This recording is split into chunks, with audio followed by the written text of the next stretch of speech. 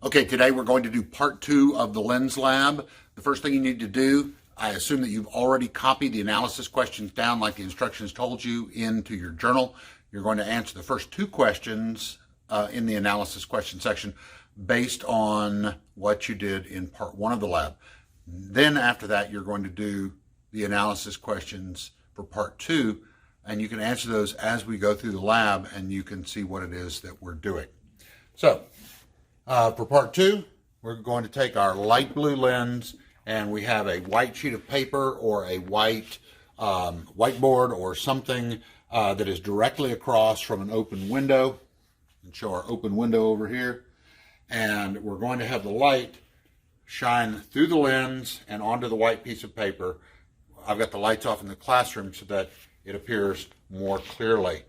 Now, as you can see, if I get this at just the right spot, I now have an image of the outside right there. And if I look at it, I can see that this is the bottom of my window and this is the top, and the trees are all pointing down. So this image is upside down. Now, can I fix that image? Maybe I can take my lens and I can turn my lens upside down. Does that have any effect at all on the image? It doesn't. Okay, the image is upside down. I can't do anything about that. Now I can bring it forward and back to bring it in and out of focus, but I want to get it in focus as clearly as I can. So I'm going to place my ruler here and I'm going to move my my lens until I get it in focus as good as I can get it. And it looks like I've got it in focus right about here. Okay. That looks like about the best focus that I can get. So let's take a look at what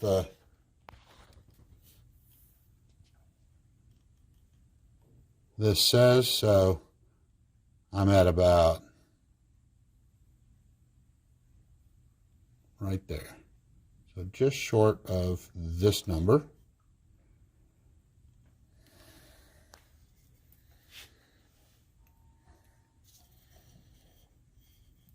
And you can see that that image is pretty clear.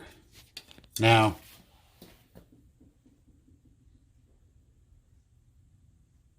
in one of your analyses questions, you'll compare this to what you did on part 1. You'll also answer some questions about whether this image is real or virtual. Okay. You'll notice that this image is not shining into my eyes. This image is actually projected onto this white paper from an outside light source. So I'm not just looking at this, it's a projection. And you should be able to answer all of the questions for part 2 of your lab with the information you've got now.